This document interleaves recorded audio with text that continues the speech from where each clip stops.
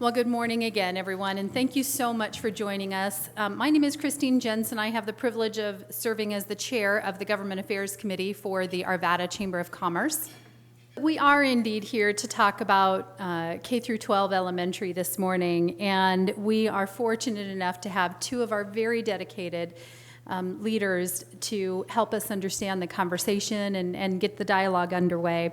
A moment ago, I mentioned one of the school board members that's with us today as our very own. And for those of you that are new to Arvada, allow me to explain.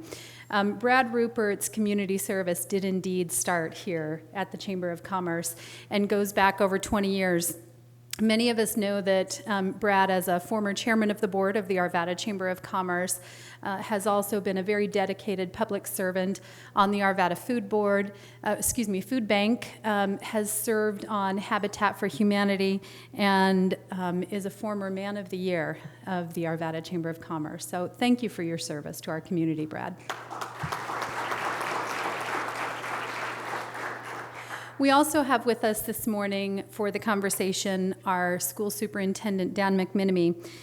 His love of Jeffco Schools started early when he attended right here, Hackberry Hill Elementary. Since then, Mr. McMenemy developed an extensive background in school administration. He served as the assistant superintendent of secondary education, director of high school education, and various other administrative roles in Douglas County schools. And prior to these roles, Mr. McMenemy served as founding principal for Rock Canyon High School in Douglas County and as principal of Sprague High School in Salem-Keizer School District. In addition to administrative practice, Mr. McMenemy possesses considerable teaching experience, having taught in Cherry Creek Public Schools, Boulder Valley Public Schools, live to tell the tale, Beaverton Public Schools, Silverton Union School District, Salem-Keizer School District, and Adams State College. Mr. McMenemy attended the University of Southern Colorado as a scholarship football athlete and graduated from Adams State College in 1987 with a BA in physical education K through 12. He continued his athletic career as the graduate assistant football coach at Adams State College and Oregon State University, where he received a Master of Arts degree in education with a minor in human performance. And in May 1991, as a master's recipient, Mr. McMenemy participated in basic standard administrative licensure programs at Portland State University and executive leadership programs at the University of Colorado at Denver.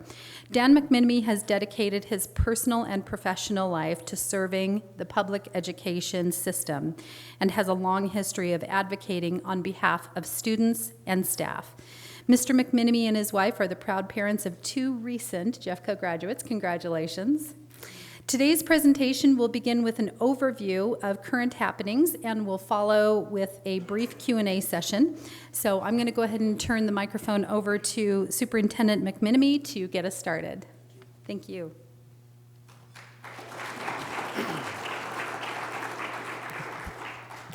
Well, thank you. I appreciate the opportunity to be with you this morning and share a little bit about this awesome school district that we have.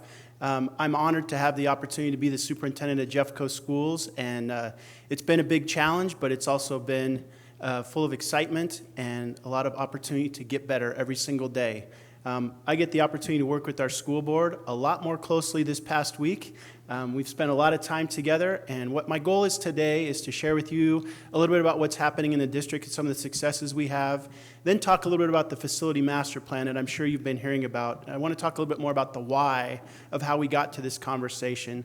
Then we'll share a piece about the decisions and direction that the board provided us last evening, so hot off the press, and then we'll be ready for questions. So first off, wanted to talk a little bit about the high expectations that all of us have for the students of Jefferson County. We spent last year, pretty much the whole year, talking about a vision statement for our students and for what we want them to know and be able to do when that class of 2020 crosses the stage and graduates. We see it as being more than just content mastery. And you can see in the bottom right-hand corner, there are 5 different competencies that we are hoping that our students have and build towards across the whole continuum of pre-K through 12 education. Things such as civic and global engagement, communication, critical thinking and creativity, self-direction, and personal responsibility. We worked with a group of about 80 people to develop this vision statement, and we're in the process of implementing that. So one of the cornerstones of a facility master plan is how can we leverage the facilities we have in order to get our kids to this level, and the level you expect, the level we expect, and the level our community expects our students to be able to perform at. This is going to take high-quality teachers, it's going to take outstanding facilities, and it's going to take the resources provided to get our students to this level. And I think all of us can agree these are the things that we want our students to know and be able to do. It's more than just being able to do the reading, writing, and arithmetic. So let me tell you a little bit about some of the successes we've had this year. So just recently we had 35 graduation ceremonies across our county. And our county basically goes from Chatfield Reservoir to Boulder County, from Sheridan to Conifer and Evergreen. 775 square miles, 86,000 kids, roughly 14,000 staff members, and 154 buildings. We are a huge endeavor. We are very proud of those 6,000 students that graduated from our schools, and collectively they were offered approximately $75 million in scholarships. So we know that our kids are getting quality education in our buildings, and we know that our teachers are providing and our students are taking advantage of the many opportunities that we have. We had 7 Daniels Scholars, 2 Betcher Scholars, 4 National Merit Award winners, and 4 Military Academy appointments. And as you probably know, all of those are basically full-ride scholarships to the places that they want to go, and those are exceptional students that get those opportunities. But again, we're proud of all 6,000 plus kids that graduated from our schools. We're hovering around an 83% graduation rate, which I believe is higher than the state average. What we're really proud of is the 91% extended graduation rate. And what that means is that students that take 5 or 6 years to graduate, what that tells me is that we have students that have the perseverance to stick with it, and that we have the foresight to provide opportunities for them beyond that 4-year window to get them to that high school diploma. That's critical in our economy right now. Let's see, we had over 175 Jeffco students signed to play athletics at the college level. That's a pretty astounding number. And we had several state championships in our district, but I wanted to highlight the 3 that Pomona won in gymnastics, wrestling, and track and field, as well as 2 in softball and football runner-up endings. So Pomona had a fantastic year in athletics, and so I think we should give them a hand. So we're still in the process of compiling all the data around statewide testing and those things as we move into the fall and start planning for our future. But I think this illustrates just a very quick snapshot of the excellence that Jeffco schools represent and what our community expects us to be able to know and do with our students. We have some future plans, and Ron alluded to those a little bit. We're very excited about our partnership with Red Rocks Community College. It means concurrent enrollment opportunities for our students and really developing career pathways. And why is that important? Well, you know, about 10, 15 years ago, there was a major push for every student to go to college. Well, we don't believe that anymore. Every student should be able to be prepared to do what it is they want to do. And that includes having opportunities to get concurrent enrollment credit at the high school level and perhaps move into college or perhaps move on into their career very quickly. But we're proud of the partnerships that we have and the systems that we've developed for our students to be successful in that endeavor. One of those includes a Warren Tech North campus at Arvada West High School. It's been there for a while, but we are working on articulation agreements with Red Rocks Community College around health sciences. So students can go as juniors and seniors to Warren Tech at that North campus, and then they can move right into that beautiful facility that Ron was talking about. We're very interested in that, kind of creating a seamless transition for our juniors and seniors as they move on into the next chapter in their life. We have some exciting programs that we are either bringing back or we're creating. So there was an automotive technology program at Stanley Lake for many years, and that went away for a while, and we are putting that back into the playbook next year for our students to take advantage of. Critical opportunities for students, and there's a lot of great jobs in automotive technology that students can take advantage of. We're also working on a construction trades program with Arvada High School and Gina Rivas, and appreciate her willingness and openness to take a look at this. We had a group of people from the community come to us and say, you know, we would love to help you put together a construction trades program, and we would like to put it in one of your buildings. Do you have an opportunity for us to do that? Of course, we jumped at that. that's a great opportunity for kids, not only for career vocations, but there's other students that's just an interest. And those are great skills to have, and those are great opportunities for students. So we're going to leverage that in Arvada High School. In addition, many of you have heard about the growth in Northwest Arvada, and we have been actively pursuing opportunities to create new seats for kids. So we have some pretty exciting projects going on up there, and in Central Lakewood, we have the Candelas K-8 building that just broke ground about a month ago, and that building is slated to be opened in the fall of 2017, as well as the Phase 2 project at Sierra Elementary School. It's going to provide us about 250 extra seats there. So we have about 1,200 of the 8,000 seats we anticipate we're going to need within the next 10 to 15 years. So it's a good start, but that was part of our facility master plan that I can share with you a little bit later on as well. In addition, you may have heard about the reconfiguration in the Alameda area where we moved the 7th and 8th graders into Alameda High School to create a 712 building and move the students from Stein Elementary School, which was one of our highly impacted schools in terms of the facility. The building was built for 350 to 400 kids. There was 13 portables there that had been there for pretty much forever, and we made a decision that we could provide a better opportunity for students. So we moved those students into O'Connell for the year, and we've been engaged in renovating Stein, and that's another key piece that's going to come again in a theme in our facility master plan. But the notion is we know that we have some buildings that we have some significant needs with, and we have to kind of dance around making sure that kids get school, and we also have opportunities to renovate those buildings. So this will play out in our facility master plan discussion. So there is no way in the next 10 to 15 minutes that I can share with you everything that's encapsulated in our facility master plan. Our facilities people in about January were tasked by the school board of taking a look at what can we do with our facilities as we move forward into the future. What do we need to do? There was basically no parameters put on that, which was a good place to start. There was nothing around, you can't do this or you can't do that. Our school board was really interested in if there was no other factors except efficiency, what would you want to do as a school district? And so our people got to work on that, and going through 154 buildings and other ancillary facilities and looking at what the needs are and deferred maintenance and looking into the future is a huge task, and we're so appreciative of our facilities people. All of that information is on our website, and you can pour through that. We're in the process of updating right now some of that information because it has changed in the last few days based on what we've heard and the decisions and direction the board's provided us. But it was a huge endeavor. So I wanted to give you a little bit about the why.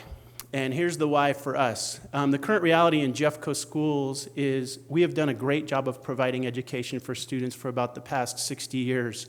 But we have to look to the future as well and what the requirements are going to be for our kids and our kids' kids.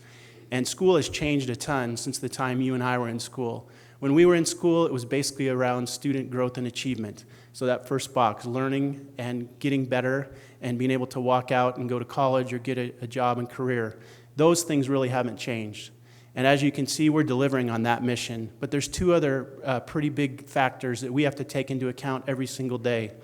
One of those is student safety. We're responsible for 86,000 kids every minute of every day in our schools, and we take that responsibility very seriously.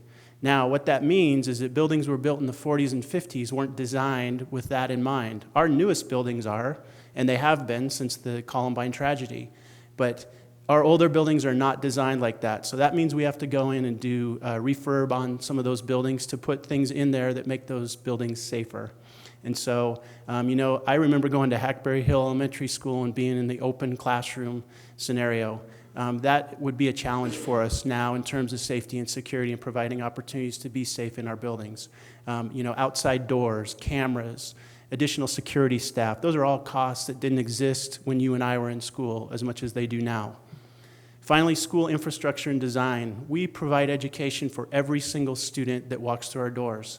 Kids in wheelchairs, kids with gifted and talented needs, English learners. There's all sorts of things that we need to provide to kids that need specialized rooms or specialized surfaces or access points. And so those too are a challenge when you look at some of our buildings and the age of those buildings and the time that they were built. And so again, we have to go in and renovate those buildings to make those things happen. All those pieces cost money to do, and I know I'm preaching to the choir right now. So I wanted to share with a little bit about some of our feelings about how we got here. First of all, in the state of Colorado, we're lower than other school districts other states when compared to the United States. Anywhere from 42nd to 45th or 6th is what I've heard, and that's what the research would tell you.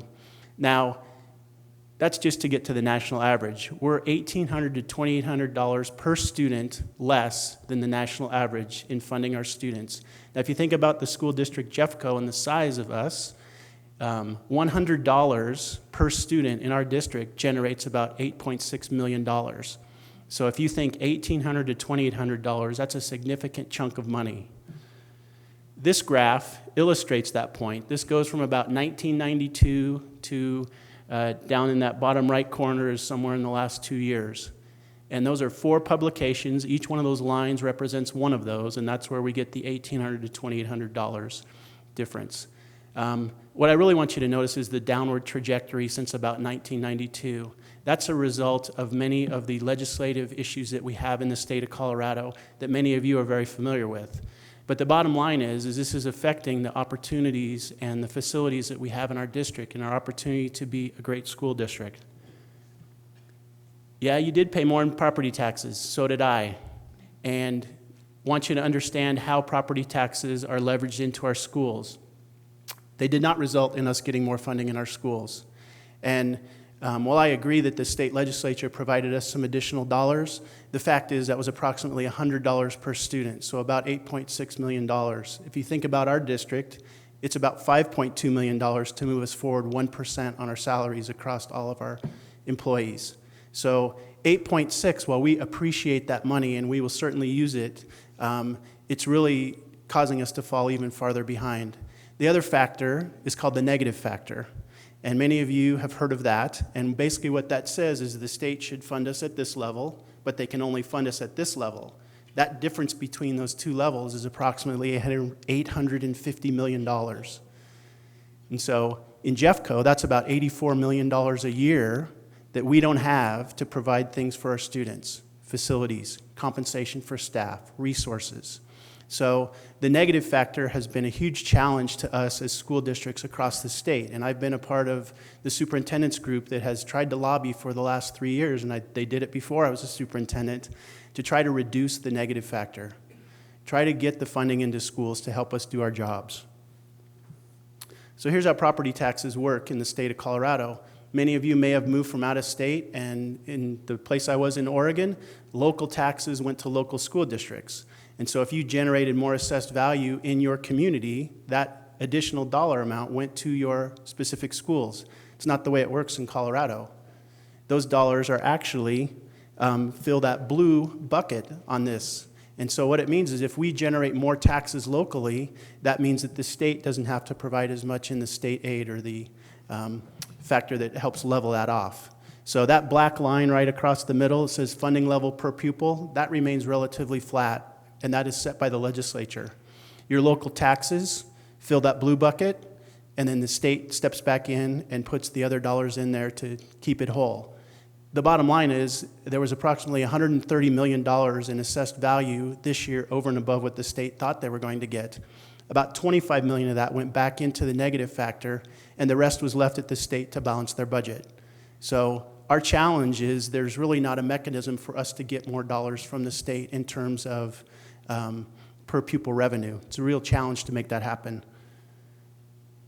So another factor I want you to consider is when compared to 6 school districts that are around us, Cherry Creek, Boulder, Littleton, Douglas County, Denver, we rank rather low and have less dollars in 3 critical areas. This graph represents, on the left-hand side, the 6 school districts around us that we compete with for facilities, for students, for talented teachers, for administrators, all of those things. The second number is the number of students, and you can see that we're ranked second in the metro area of these school districts in terms of the number of students we have at about 86,000 kids. The third number is the state per pupil funding, and you can see that we are approximately anywhere from $100 to $500 less than the majority of the school districts. We rank 4th out of 6 in that number. Now, please keep in mind that that $100 equals 8.6 million. So when you compare us to Denver, we're approximately $43 million less per year to serve our students in Denver Public Schools in just the state per pupil revenue. But the real story is the next two columns. In the mill levy override, we are 5th out of 6. So 5th out of 6 at about $300 less than Denver. That's about $24 million. So right there's $67 million less than Denver per year to serve our students. And you can see that follows suit with some of the other districts around us. Boulder at $21.25 would be approximately $800 more, times $8.6 million, about $65 million more to serve their students in mill levy override. This is the biggest number, though, when we start talking about the bonds. And I know those are big numbers when you see them sitting out there alone, where it's, millions and millions of dollars are poured into bonds in districts across our state. I took it to the level of looking at what if we had the same funding per student in our district as some of the districts around us. And if you look at that number from Denver, that's about $997 million more in bonds for them to serve their facility needs. If you look at the number in Boulder, that's about $1.15 billion more to serve their facility needs. Now, the other thing, since the time we put this graph together, many of the school districts around us, you've read it in the paper, seen it on the news, are going for bonds and mills as well. So Cherry Creek is going to go for about a 350 bond issue. Denver announced last night about a 620 bond and mill issue. I know Littleton is considering. Boulder is considering doing something. Adams 12 is considering doing something. Poudre Valley is going for about a $350 million bond issue. So what that tells me is that local communities have decided that they want to take control of their own destiny. And they see that the challenge is going to be taking care of their kids in their communities, and that it's going to be a challenge with the way that the state funding is working right now to make that happen. So that was the genesis of how we started talking about a facility master plan. Here's another fact I'd like you to know about. In our district, our elementary schools are loaded at about 89%. So that's across the district. We have about 100 schools loaded at 89%. Some are utilized a little less, some are utilized a little bit more. We have some schools that are over that 100% capacity. And you ask, well, how can you do that? That's the next number. 239 portables are in use at our elementary schools, okay? Now, the other interesting fact about those portables, because I asked our facilities people, I go, can you give me an age range on those? There are 7 portables that are built after 1988. The rest prior to 1988. So, I don't know about you, but 1988 was a ways back there, and having our kids in portables, those portables present some unique challenges, not only for safety and security and quality of education, but everything else. I mean, we have kindergarten students that their first experience in our schools is going into a portable. We think we can do a little bit better than that. And so the next line over, 71% at our middle schools. Again, we have some that are over 71% and some that are significantly less than 71%. I think Moore Middle School up the road is loaded at about 61%. There are 7 portables at our middle schools. 5 of those are at one school. And so what this graph tells me very quickly is that we have managed growth in our district, or managed students in our district, by putting elementary kids in portables and leaving open classrooms in our middle schools. Now, it shouldn't be a surprise to any of us. The facilities in Jeffco were built with a 7, 8, 9 junior high school model when those facilities were built. When the 9th graders moved out, many school districts said, well, in order to maximize our facilities, we're going to move the 6th graders in there and create middle schools. We didn't do that. And so it shouldn't be a surprise that we have 2 grades worth of kids in a 3-grade school. There's some space in there. And that was another consideration to talk about with our facility master plan, is how we can maximize the space in our middle schools while still providing great education. Middle school for 6th graders provides them some excellent opportunities. Thinking differentiated math, science in a science classroom, band choir orchestra every day, opportunity for world languages. Those are things that are great for kids that make them more competitive in their academic future moving forward. So we saw that as an opportunity for a win-win, and we took that out to our community and had an extensive discussion about that. And by the way, it happens in some of our middle schools right now. Up in Evergreen and Conifer, Over at Deer Creek, they have a STEM program. Bell Middle School has 6th graders in there as a way to manage growth and also have a great STEM program there. So it's not like this is some new idea that we hatched. It's in use in about 75% of all middle schools in America are 6, 7, 8 grade configurations. This graph talks about the age of our facilities. So 69% of our square footage is between 29 and 68 years of age.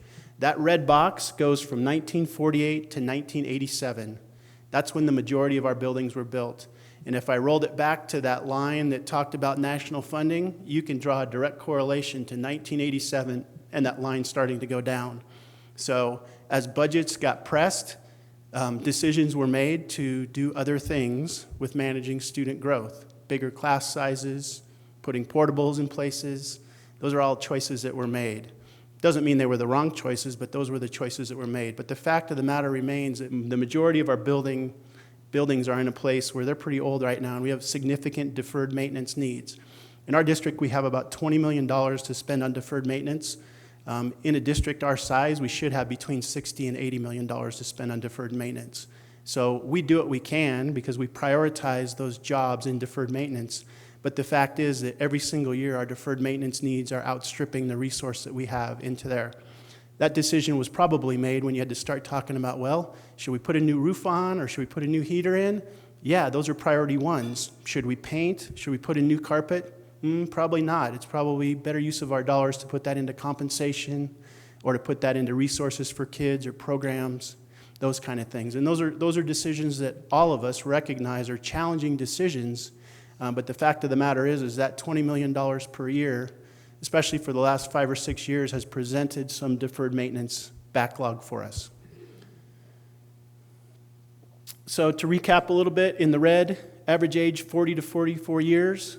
The total value of our deficiencies, that's all the deferred maintenance and the educational adequacy related, is about $520 million. And so if we wanted to start right now and scrape every building in our district and rebuild them, it would be $2.7 billion to do that. We know that's not feasible to do that. So the challenge became, how can we use what we have moving forward and strategically put classrooms in places where we know there's going to be kids in the future? So we embarked on our facilities master planning process. Down at the bottom was when our facilities people said, here's what we could do from an efficiency standpoint if there was no other considerations. The next step was to take it to our educational people. And there were some ideas in there that our educational people said, that's probably not a really good idea to do that. So those were struck out of the plan.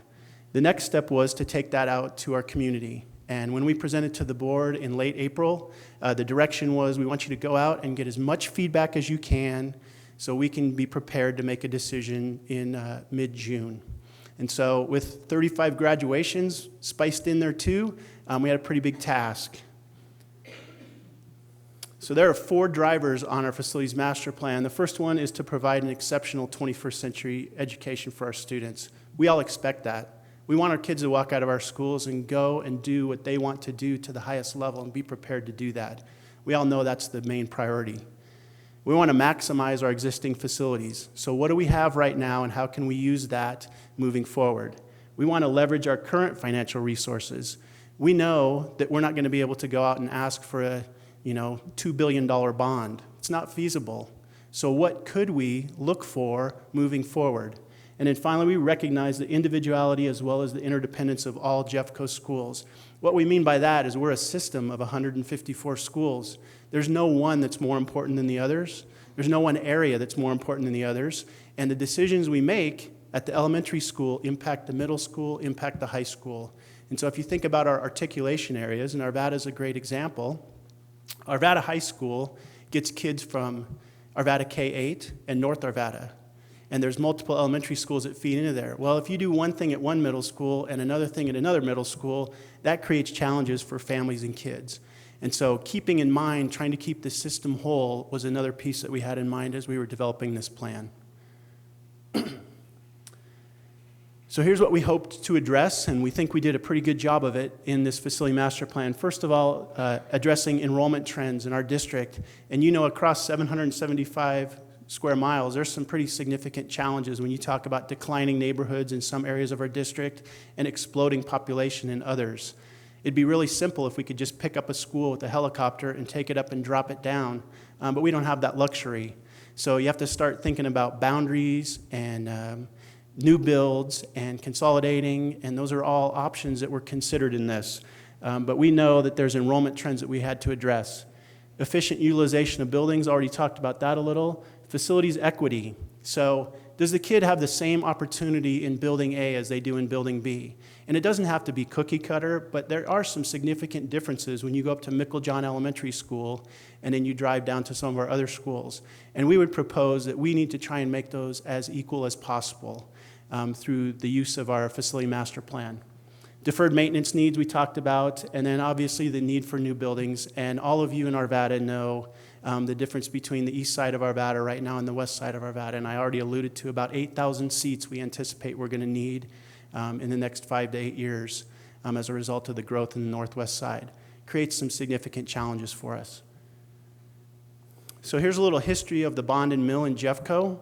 In 1998, the mill was defeated and passed a $265 million bond. And the difference between a bond and a mill, the way I think of it, is a bond is for buildings and a mill is for operating costs. And so, in this specific case, the community recognized, you know what, we need to put some new square footage in our district, but we think you have enough dollars to operate your system. In 1999, they came back out with a mill and were able to pass that for operating expenses. In 2004, it was 38.5 and 323.8. That was the last time that Jefferson County had any new square footage. You can look back in our facilities master plan. That was the last time that any new buildings were built in our district or any additions to buildings. 2008, it was defeated, and we all know what was happening in 2008. It makes sense that that was a challenging time for everyone, and so recognize and understand why that would happen. But what it did do is it knocked us off of the track of every 4 to 6 years putting a bond and mill on there to be able to take care of facilities and take care of our operating needs. In 2012, the community thankfully gave Jeffco Schools a $39 million bump in operating costs. Basically, that was to fill program needs and about a $99 million deferred maintenance budget. And what I mean by deferred maintenance is those dollars were what was termed warm, safe, and dry. So go in and take care of those deferred maintenance priorities in our buildings. There was no new square footage out of that. I'm happy to report that this summer is the tail end of all of those jobs, and it looks like we're going to be on time, on budget with those jobs. And that's something that our facilities people take very seriously, and they take that trust with the community very seriously of, you know what, we're going to do what we said we were going to do. And so there's a complete accounting of exactly where those dollars went, and we're very proud that that was able to drive down that backlog of deferred maintenance. But the fact is there was no new square footage out of that. So when Candela started to take off, we couldn't use those dollars for that. We had to find other means to take care of it. So we went out into the community after we developed the plan. Maybe some of you either attended or heard about those community meetings, but we did 12 open forums. We had a web page with online questionnaire, 2 telephone town halls, 15 notifications, 2 direct emails, press releases, articles.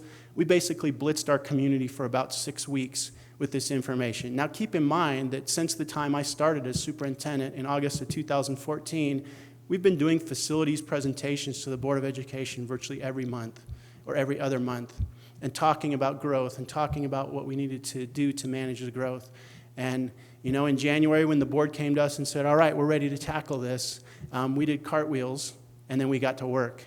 But the fact is, this has been a conversation, and I know it's probably been a conversation in your communities for at least 2 years as you started driving up Highway 93, seeing those houses pop out and seeing the impact on Ralston Valley and Arvada West.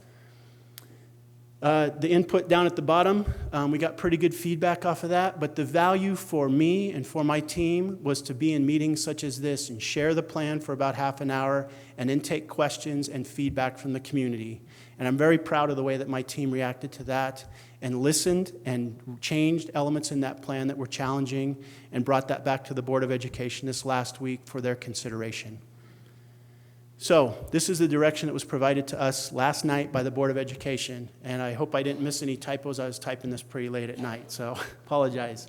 First of all, they approved moving toward a K-5, 6-8 elementary and middle school model with the exceptions where we already have a K-6, 7, 12, so Jefferson and Alameda, and Foster Elementary School, and K-8 programs. And you ask, why Foster Elementary School? Well, they have a great bilingual program that we want those students to stay there and keep access of that through 6th grade.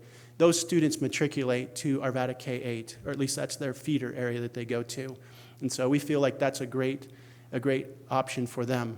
That was key to this plan because that allowed us to not have to build additional elementary schools except for in the high growth areas or replacing elementary schools. So that freed up a lot of opportunity for us by making that change. It also means that every single student in our middle schools is going to get a similar opportunity in those K-5, 6, 8 configurations, and we're really excited about that. The Board of Education approved the proposed facility master plan as amended during the June 14th meeting. We have a little work to do to go back in there and take out the pieces that during the community discussions were basically rejected, and we'll update that plan and get it back out. But that's basically going to be our playbook for the next 13 to 15 years. Now, it's a living document, so it will be amended, but the fact is we have to have some way to manage our facilities, and this book really, or this master plan really becomes that method. The Board of Education acknowledged its intent to authorize a bond issue for November of 2016 in an amount not to exceed $535 million, and I will flesh that out for you here in a moment. But we're appreciative of the opportunity to come out and have those conversations about what might that look like in November. Our board will consider that further in August and September, probably the end of August, but we appreciate the opportunity to have the discussion. And then finally, the Board of Education acknowledged its intent to authorize a mill levy override question for November not to exceed $33 million. So again, we've put together some packages for what that $33 million would represent for our community, and I'll share that with you in a moment. So this is going to be a lot of information. Again, it is on our website, and the updated stuff will be on there. I'm just going to run through the north area because that's where the work that would affect you is going to be taken care of. If you don't see a school on there, that's because one of two things. Either number one, they're going to get deferred maintenance. Okay, so every one of our schools, the goal was to make sure every one of our schools got something out of this bond or out of this potential bond. And so we didn't list all the deferred maintenance. The other piece is when we start moving to a K-5, 6, 8 grade configuration, we have opportunities right now that would be low cost or no cost. So North Arvada Middle School, Moore Middle School, there's an opportunity to move 6th graders without having to put an addition on there. These represent places where we have to put some kind of capital dollars in for an addition or for classrooms or for a total rebuild. So you can see in the north area, we're adding classrooms to Arvada K-8 so that all 6th graders could be there except the Foster students. We would be adding 4 classrooms at Foster. That would remove the temporaries from Foster. We would add at Drake and Oberon some classroom additions so that we can get all the students in there. And so the question is, well, how come you have to add on to a school to make sure the 6th graders could get in there when you just told us those buildings were built for 3 grades? Well, they're going to be a little bit bigger 3 grades than they were 35 years ago. That's one. And number two, if you think about where Oberon and Drake are, we have to create some kind of opportunity for additional capacity based on what's happening at the infills from I-70 North and Indiana West. There's a lot of those horse properties that are being sold off for little 10 or 20 house developments, in addition to Candelas and Leiden Rock and Whisper Creek. And so our growth is really I-70 North, Indiana West, not just up on that 80th corridor. You can see the other places that we have to add onto middle schools. That discussion is really about the equity of making sure that all kids have an opportunity to be in 6th grade. So Ken Carroll and Summit Ridge have to put some additions on there. What this will do is it will allow us to have some more space at our elementary schools as well. And you've heard the conversations over the past few years about full-day kindergarten, about preschool. And this will allow us to get rid of temporaries and have an opportunity to move kids into classrooms and also give us a buffer as these areas grow. And I think all of us recognize that we're in this explosion. It's kind of like a wave coming out of Denver, that areas are being turned over. And so as those areas get turned over, we have to have seats for kids. And so that's another value add on moving the 6th graders into the middle school, is now we have some buffer at our elementary schools. Not a lot, but we have an opportunity there if we want to add some programming where we wouldn't have in the past. The next one was around growth and equity, and these are the pieces to talk about. And again, this is about the opportunity for students at different schools. My son went to Columbine High School and played basketball. If you don't know Columbine, they have one gym. And so it doesn't seem like a big deal that they only have one gym, but they have 27 sports. And so if you think about during the wintertime, they have 3 levels of basketball for boys, 3 levels of basketball for girls, and they also have a wrestling team. So when the wrestling team had a tournament, the basketball teams would get bumped out. Well, guess where? My son would get so mad when that happened because they'd have to go to Chatfield High School and practice. Because Chatfield High School has 2 gyms. And so up in this area, we have schools that have 1 gym or don't have a turf field, and we think that that's important for our kids to have those opportunities. When you think back to Jeffco 2020, that's part of well-rounded students. We have about 11,000 kids that participate in athletics every year. That's a significant number of kids. We want to make sure they have those opportunities. The other thing is we see this as a great opportunity to connect with our communities. So youth sports are always looking for a place to practice or play their games. We think that we could leverage that in our communities as well. So you can see in the north area, there's some pieces that have to happen at Pomona, Ralston Valley, Candelas, Stanley Lake, Arvada, and then there's 2 new schools built into this plan up in the north area. Now, the interesting thing to think about with those schools is there's actually 3 that we need. There's those 2 in the north, Leiden Rock and Table Rock, and then there's one down in Coyote Gulch, which is right off of C-470 between Alameda and Morrison Road, right to the east there, right across from Red Rocks. Well, what we want to do with this is probably put the Leiden Rock building in, and then see from growth about Table Rock or that Coyote Gulch, depending upon which one takes off quicker. And so by creating seats again in the middle school, that provides us a little bit of a buffer with Table Rock and Coyote Gulch. And so that's the discussion we had last night. You can see that there's several other things around phase 2 on schools. So Jefferson High School, phase 1, phase 2. Alameda High School, phase 2. Green Mountain High School, phase 1. That's all about taking our existing facilities and starting to rebuild those facilities to get ready for the next 60 years. You may remember when Lakewood High School did their rebuild. They did a phased approach. So they kept the gym, rebuilt the theater and some of the other things right around the theater, and then they flipped the school and built the other piece. And they did it in 2 separate phases. The reason you do that is so that you can keep kids in school on that campus while you're doing the construction. And so the phase 1, phase 2 approach is similar to what we're doing up at Sierra Elementary School. So the office space, the gymnasium, the art room, those things were already built at Sierra. And now what they're going to do is build the academic portion of Sierra off to the west of that administrative piece, and then they'll demo the other piece. But kids can be on the campus while we're doing that. Of course, we have safety and security things in place, so students are safe. But it's a model that you don't have to move kids off-site for. So we'll be doing that.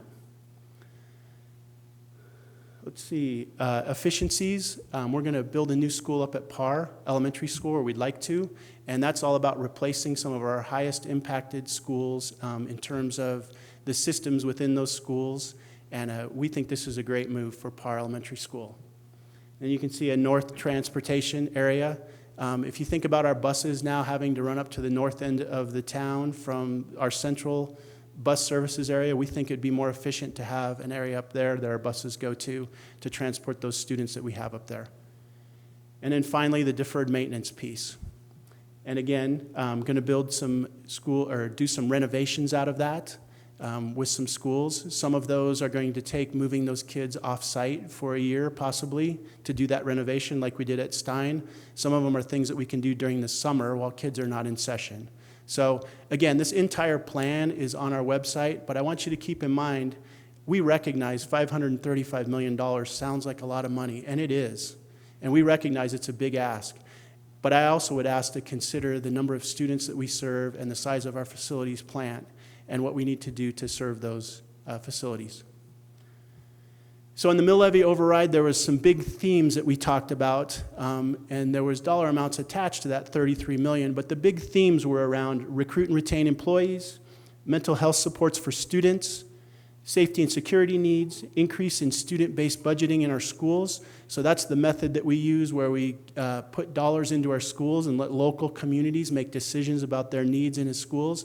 We feel like a little bit more dollar amount to them would be helpful in providing those services to students. And then finally, in either the bond or the mill, we provide 10% right off the top to our charter schools. I think that's important for them to keep their programs going. So what does it cost?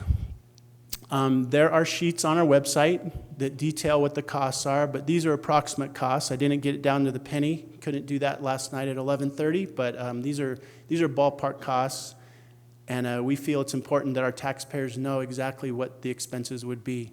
For a $535 million bond and a $33 million mill levy override, it'd be approximately $48 a year on $100,000. So that's about $12 a year on a or $12 a month on a $300,000 house is what that calculation comes out. And again, we'll have the very specific numbers. This is a ballpark figure. For a business, approximately $186 per year on $100,000 of non-residential value. Again, we recognize that this is a big ask, and we appreciate the support of our community as we try and move our schools forward. With that, I'd like to open it up for questions, or I guess, Christine, you're going to do that, so you're welcome.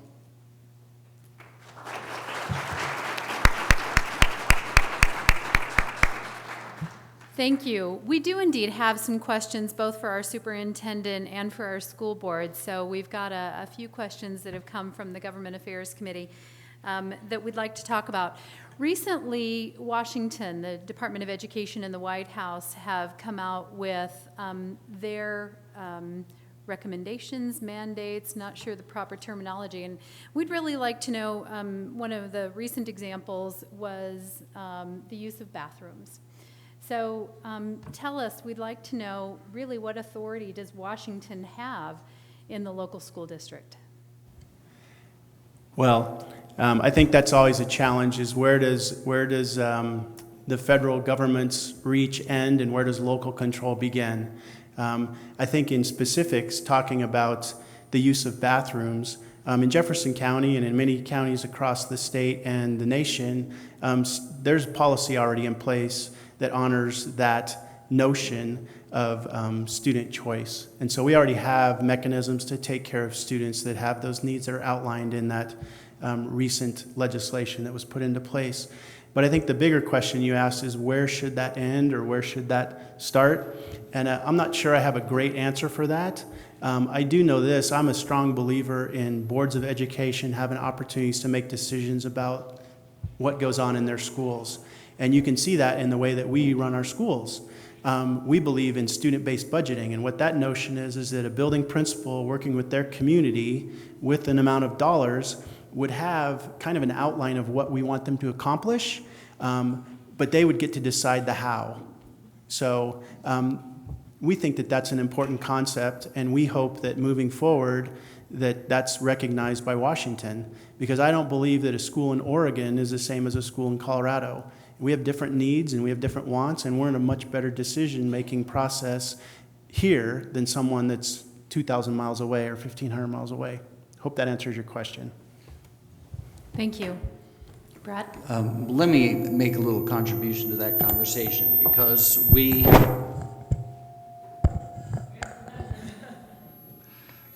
have populations of kids with very, very diverse needs. Right here, Arvada High School is a school that has a population of kids with very diverse needs.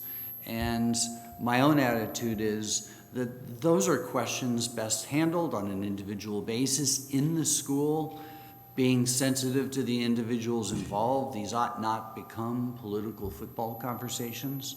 I know that our administrators in our schools are equipped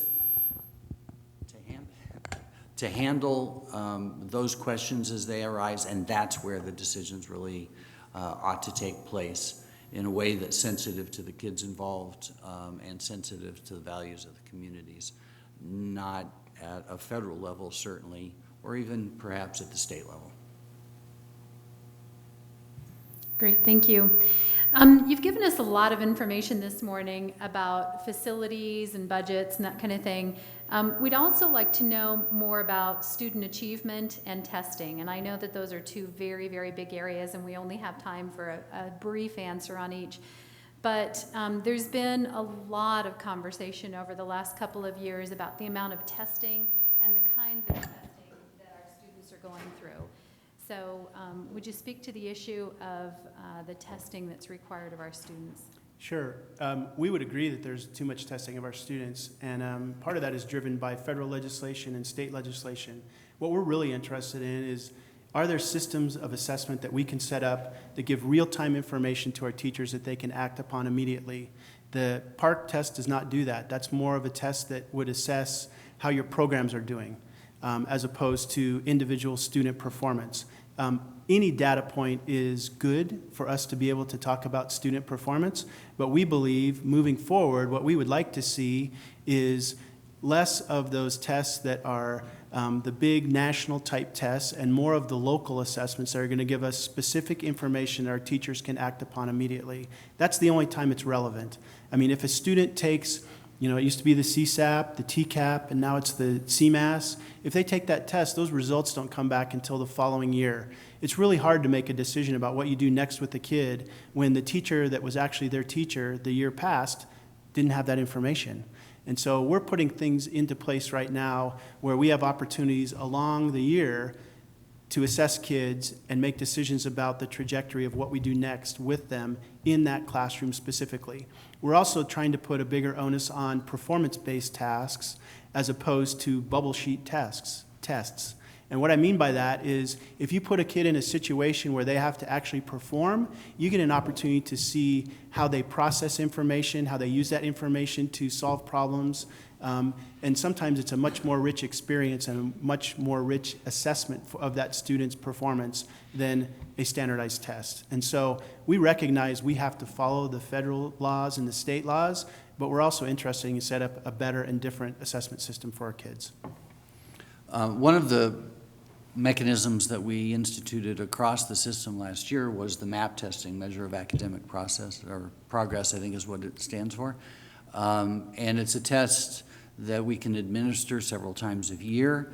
It's a test that drills down with a student. It asks them questions. If a student gets the question right, it progresses them along. If a student gets a question wrong, it'll drill down deeper so that they get a really narrowed-in view of where each kid is. It's not a pass-fail sort of test. It's a test that identifies where a kid is and where a kid might be missing some information or some skills. And it's immediate, so you don't have to wait for the results. So it informs the education of that child right away. It can also be used if you test a classroom, for example, that if you identify gaps in an education across a classroom, the teacher can say, in communicating that concept, perhaps I didn't do as well as I could have, and we can circle back and fill in the gap for the entire classroom. It's a testing mechanism that serves a number of uses. It's good to inform us where we are with that one student. It's good to inform us in terms of how we're teaching the entire class. And it's a test that tells us where we are across a period of time because we can give it multiple times during the course of the year. I think the other thing that's exciting about MAP for us is that we've seen students actually take responsibility for the results. And so a student can real-time see where they're at, and they can draw their own conclusions and goals. Of course, it's guided, but they can draw their own conclusions and goals on what they need to work on next. I had a group of teachers from first grade classrooms at Westgate Elementary School in my office a few weeks ago talking with me about how they're using assessments to inform student work. And it was clear that first graders were making decisions guided by a teacher about what they needed to do next. And I think when you get that investment from students about results, they're an active participant in their learning. And that's another aspect that we want to make sure our assessment system has. Great. I visited Seacrest about a month and a half ago, just at the end of the school year, and they actually have the progress on their MAP testing on a poster right there in the entry foyer. So it talks to the parents about where our priorities are and how we're tracking kids' progress, but it also engages the whole community in how our kids are progressing. I thought that was a great thing. Excellent. Well, I think we could sit here and ask you tons of questions all day long, but we have some other important conversations that we need to have. So let's thank our Jeffco Schools Superintendent, Dan McMenemy, and the board members. Thank you. Next, I'd like to invite Cammie Welch up to the podium, who has a very special project that she wants to tell us about. Well, good morning, everybody. It is truly a privilege to share with you what I'm about to. We had an opportunity a couple months ago to meet with Arvada High School. What an amazing school. The leadership there is absolutely fantastic. But through this conversation, we learned that there's some pretty substantial challenges being faced at Arvada High School right now.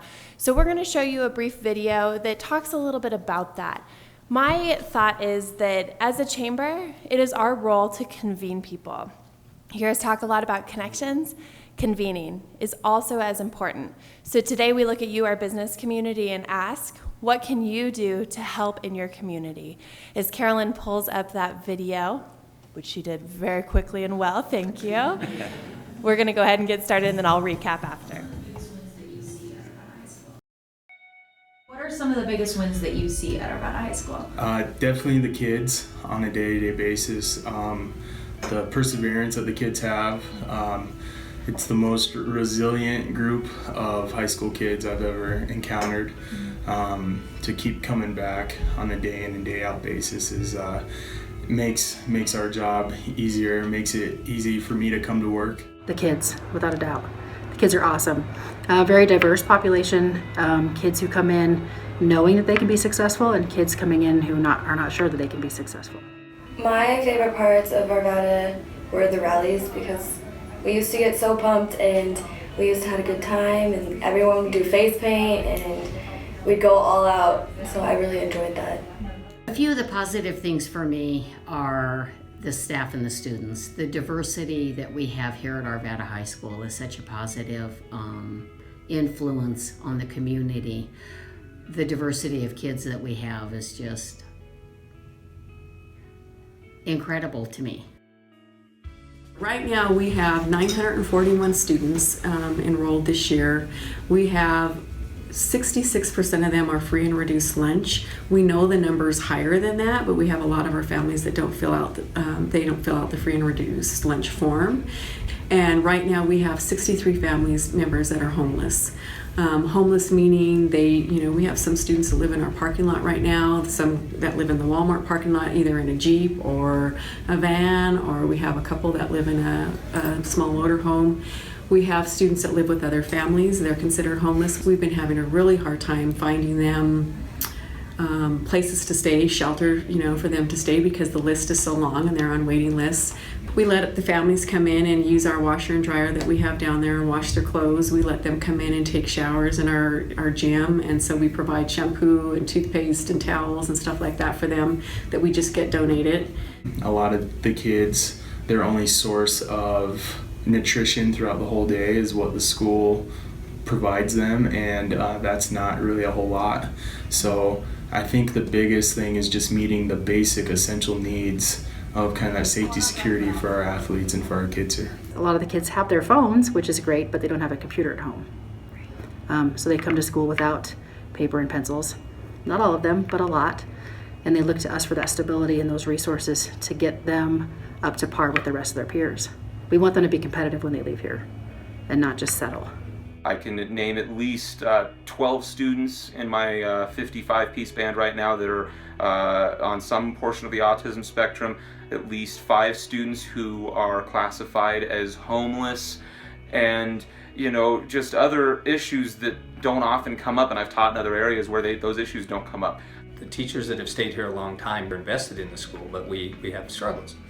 And so I still think that great things happen here, but unfortunately when your football team doesn't win a game or you struggle in sports, people look at that in a relatively negative way. Or when 70% of your kids are free and reduced lunch, that creates a whole nother struggle. So we've done great things here. I just don't think that a lot of it is seen.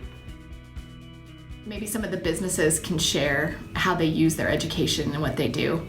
I think if there were some sort of like career expo or something where business leaders could show, what they do and how their jobs are interesting and how, they can make, a decent living or even, a good living based on some education that they got at some point. We have a lot of pride in our school, and I don't think a lot of people realize that. They just see us as that school that got pushed down, and in reality, we're all just excited to be here.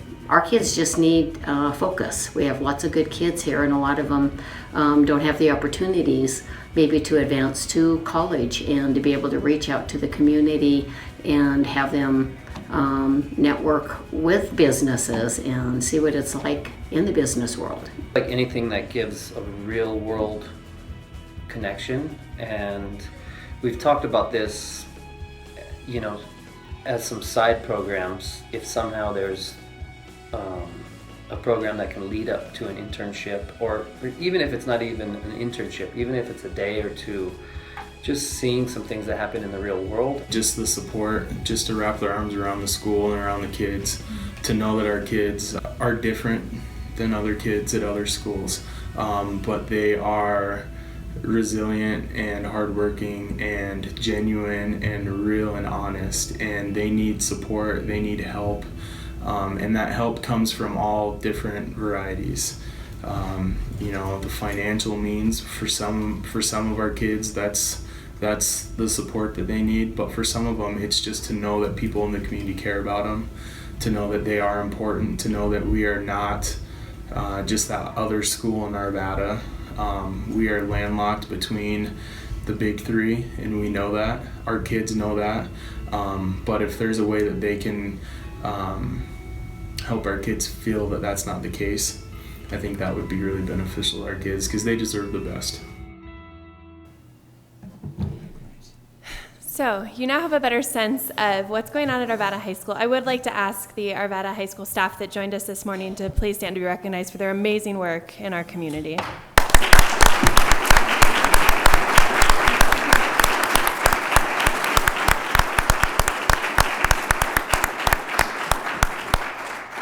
We have an opportunity today. I'm asking the chamber team to go ahead and at this point pass around a survey. They all have copies of one of the reasons that we felt it was important to convene our community is because Arvada High School does not have a strong PTA.